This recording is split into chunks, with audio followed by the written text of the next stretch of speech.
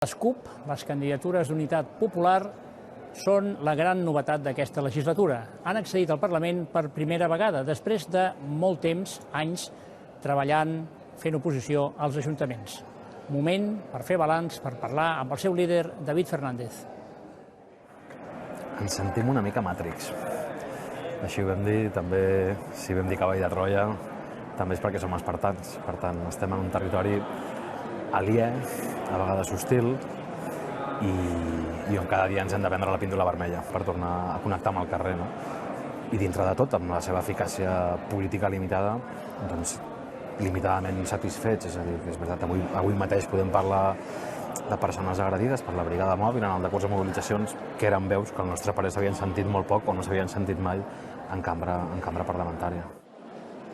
La declaració de sobirania, és a dir, arribar i moldre la primera decisió important del Parlament, doncs ja vam haver de fer una assemblea, un procés de debat intern ampli, però òbviament perquè aquí es tracten moltes coses, no? I també perquè comptes amb el territori, però des que vam arribar jo crec que quotidianament, no? Has de matisar les coses, però també és veritat que hi ha un marc general. El programa de la CUP, que també es va fer molt ràpid perquè va ser una decisió molt ràpida, però tenim un programa marc més important que és el municipal, el de fa 2 anys, que són 200 pàgines, i ja tens les grans traces. Nosaltres hem dit que el nostre topall màxim i mínim és aquell que faci impossible les retallades. Per tant, clarament desobeir el topall de dèficit que s'està aplicant de facto, que és el 0,7. I no només no ens conformem amb això, sinó que també estem començant a pensar en com en el proper cicle polític, també immediat, comencem a revertir els 5.500 milions d'euros en retallades que s'han aplicat. És a dir, no és només que no retallin més, és recuperar tot el perdut. Però mentrestant, el que sí que diem és que la prioritat és la gent, no els mercats financers. Però no passa res si aquest país diu, mirin, els 4.300 milions d'interessos del deute poden ser les possibilitats. Directament no paguem, que és la posició de la CUP, o sigui, gent que s'està fent rica amb la nostra crisi, que està especulant amb el nostre patiment, i l'altra més moderada pots dir, ajornem el pagament. Ajornem el pagament al 2014, o al 2015, o el fraccionem, perquè la prioritat és no tancar quiròfans, no tancar escoles, revertir o sigui, activar la lluita contra la pobresa amb una població, el 30% de la societat a les portes de l'exclusió social.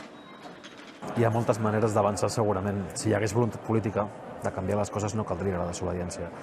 Però des de la perspectiva de la CUP, de l'esquerra independentista, dels moviments socials, la desobediència és eficaç, eficient, humana, perquè implica la gent, sap implicar la gent, profundament útil. Si haguéssim d'esperar a que el PP hagués eliminat el servei militar obligatori, encara estaríem esperant avui. Doncs van ser 40.000 insumisos que van desobeir aquella carta que ens obligava a perdre un any de la nostra vida per aprendre a matar i a morir, i vam desobeir. No? Pensem que si demà Madrid posa 10.000 milions d'euros sobre la taula, s'ha acabat el procés sobiranista. El que passa que aquesta vegada això té un problema tècnic important. Una, que l'estat espanyol no té un duro per oferir, i la segona, que el nacionalisme espanyol, hegemònic, no ho permetria. Segueixo sent la mateixa persona que estava al carrer fa 6 mesos. Sempre he portat samarretes reivindicatives, sempre vas a una xerrada, a una manifestació i venen material, per tant agafes la samarreta com una forma de contribució, amb la qual cosa l'armari es complica, és veritat, però és així, i això jo penso que segurament visualitza altres formes de fer política, perquè n'hi ha moltes. La política no és només la política parlamentària.